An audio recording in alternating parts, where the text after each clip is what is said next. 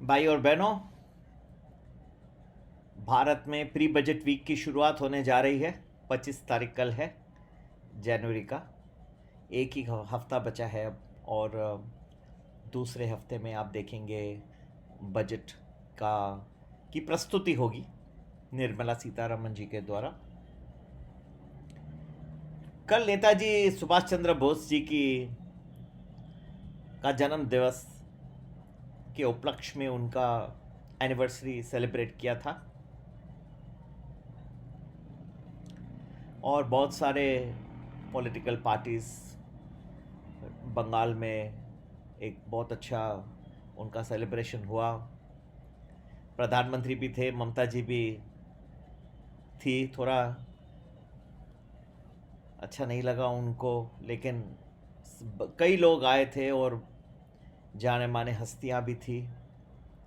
नेताजी सुभाष चंद्र बोस का जो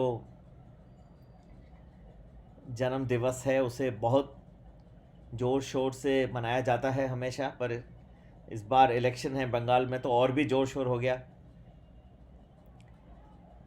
किसी ने तो ये भी कह दिया कि उनके जन्म दिवस को राष्ट्रीय हॉलिडे के रूप में बनाया जाए, सबको छुट्टी दे दी जाए। नेताजी का जन्म दिवस है। नेताजी का जो बलिदान है, जो उनका कंट्रीब्यूशन है, जो उन्होंने देश के लिए किया, वो कोई भी भूल नहीं सकता। जब छोटे थे हम तो इतिहास में पढ़ते थे नेताजी ने कि जो जो भी कुछ किया उन्होंने, वो सचमुच सराहनीय है। बंगालियों के कल्चर में टैगोर और नेताजी सुभाष चंद्र बोस का तो नाम बहुत ही बड़े अक्षरों में लिखा जाता है, कोई भूल नहीं सकता। बहुत बड़ी कुर्बानियाँ दी। पर एक बात कह सकता हूँ मैं कि नेताजी सुभाष चंद्र बोस आज जीवित होते, और मेरा मन में थोड़ा कहता है, अभी भी कभी कहता है कि शायद वो अभी भी जीवित हैं। तो ऐसा लगता है। और वो ज़रूर कहते कि मेरे जन्म दिवस के उपलक्ष्य में आप उठ के और काम करिए सारा दिन। ठीक है, थोड़ा सा हाँ नमस्कार कर दे, वो अच्छी बात है, लेकिन उठ के ये देश को बड़ा देश बनाइए। यहाँ बहुत सारी छुट्टियाँ हैं, बहुत सारा काम है। सुभाष चंद्र बोस का जो बलिदान है उसे जाने ना दीजिए व्यर्थ। बेकार में ऐसे बैठे रहने से कुछ नहीं होगा। प्रार्थना करिए उनके लिए, अच्छी दुआ मांगिए भगवान से। इन्होंने जो कंट्रीब्यूशन किया है वो कोई भी देशवासी कभी नहीं भूल सकता।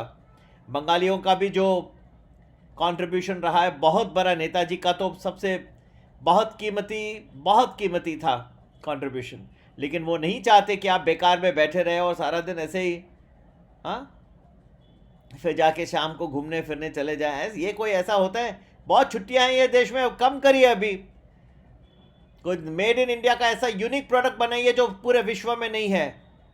बढ़ाने से ज़्यादा मैं तो चाहता हूँ कम हो जाए कुछ छुट्टियाँ। सब जो लोग हैं वही वही चाहेंगे कि छुट्टी मनाने से, बंद करने से ज़्यादा काम पे लगे, मेहनत करे। जैसे जैसे वेस्ट को आप कहते हैं कि वो बड़े हो गए तो उन्होंने भी मेहनत की है। ठंडी में जाके मेहनत करते हैं, हम भी करते हैं, लेकिन और करिए, छुट्टियां नहीं मनाइए ज़्यादा। आगे का जो हफ्ता आ रहा है, कई लोग जिससे भी आप पूछो उतनी जितने मुंह उतनी बातें। कोई कहेगा सर बजट के पहले तो गिरेगा मार्केट, कोई कहता सर बजट के पहले उठेगा बाद में गिरेगा बजट के बाद। भाई ये सब साइंटिफिक है, ऐसा नहीं होता। ऐसे कुछ भी गुलछरे उड़ाने से कुछ नहीं होता। आप दूसरे लोगों को भी गुमराह कर रहे हो। ऐसा नहीं होता कि सर देख लेना बजट के बाद गिरेगा, सर देख लेना बजट के पहले बढ़ेगा। क्या हो गया है? ऐसे थोड़ी होता है। पूरा एनालिसिस करना पड़ता है, ध्यान देखना पड़ता है। हाँ, कुछ चीज़ें अगर सचमुच निकल आई तो इसका इफेक्ट अच्छा भी आ सकता है। जैसे कि अभी बात चल रही है, स्टैम्प ड्यूटी रियल एस्टेट के ऊपर निकाल दी जाएगी। कम क्या निकाल दी, अगर ये निकाल दी सचमुच आता है तो ये बहुत ही बड़ा प्रोविजन है, क्योंकि इसके बहुत सेक्टर्स के इकोनॉमी के ऊपर बड़ा इम्पैक्ट आएगा। लेकिन कोविड टैक्स का ही इतना बड़ा इम्पैक्ट नहीं होगा। लेकिन लॉन्ग टर्म कैपिटल गेंस जो है, अगर इसके ऊपर कुछ आता है बजट में तो उसका भी शेयर बाजार रिलेटेड काफ़ी इफेक्ट आ सकता है।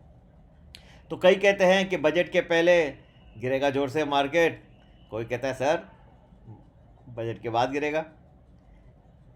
जो रियलिटी है मैं आपको कहता हूँ, ये दोनों नहीं होंगे, कुछ और होने वाला है।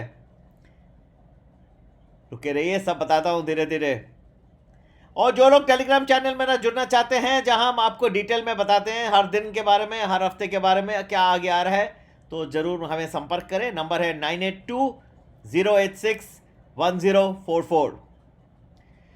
शुरुआत शायद अच्छी इतनी नहीं रहेगी हफ्ते की, लेकिन इसका अंत जो है जहाँ तक मेरा है बहुत अच्छा रहेगा। तो हिंदी में एक मुहावरा है ना, क्या कहते हैं, सुबह का भूला हुआ रात को घर लौट आए तो उसे भूला नहीं कहते।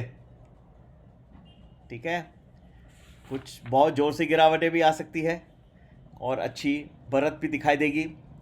जैसे कि मुझे लग रहा है कि बुधवार को दिन के समय 1-1.5-2 घंटा सीधा बढ़ते जाएगा बहुत तेज गति से।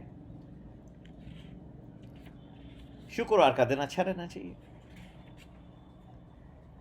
और जो शुरुआत इतनी अच्छी नहीं रहेगी, वो जैसे वक्त गुजरते जाएगा कुछ अच्छी न्यूज़ भी आने की संभावना है। तो रुके रहिए, लेकिन ऐसे ही नहीं ठोकिए कि बजट के पहले सर गिरेगा उसके बाद आएगा, ऐसा नहीं होता। ये सब साइंटिफिक एनालिसिस है, उसको मेहनत करके ढूंढना पड़ता है। और दूसरी बात, राहुल गांधी जी पहुंच गए फिर से तमिलनाडु। बोले कि प्रधानमंत्री तमिलियन कल्चर को बराबर नहीं जानते, समझते नहीं, उन्होंने समझा नहीं।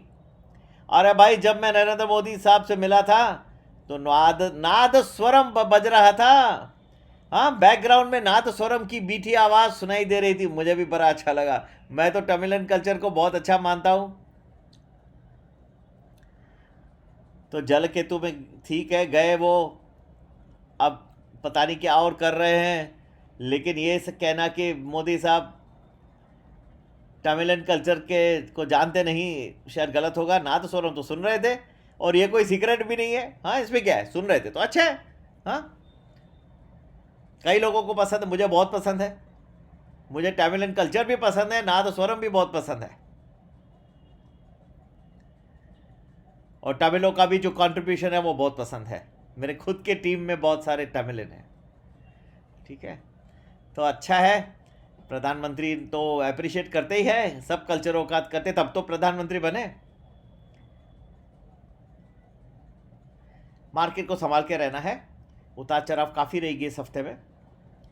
और जो लग रहा है बुरा, वो सडनली टर्न होगा। बहुत सारे ट्विस्ट एंड टर्न्स आएंगे इस हफ्ते में, बहुत ध्यान से आपको ट्रेडिंग करनी होगी। अच्छी अपॉर्चुनिटीज़ भी आएंगी और काफ़ी गिरावटें भी दिखाई देंगी। बहुत संभाल के चलना है। जो लोग मेरे टेलीग्राम चैनल से जुड़ना चाहते हैं, आपको एडवांस में बताया जाएगा। मेरे पास कोई सीक्रेट नहीं है, मेरा एनालिसिस साइंटिफिक है, हम कोई गलत काम नहीं करते।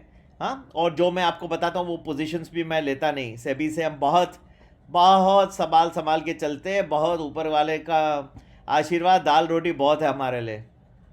कुछ डेटा के कॉस्ट है, अनफॉर्चुनेटली इसके लिए टेलीग्राम में हमको थोड़ा रखना पड़ता है, उसको काफ़ी बहुत बड़ा अमाउंट देना पड़ता है। डेटा एक्यूमुलेट करते हैं वर्ल्ड से, नहीं तो वो भी नहीं रखते। फिर भी काफ़ी इन्फॉर्मेशन आप लोगों को ऐसे भी बताते रहता हूँ।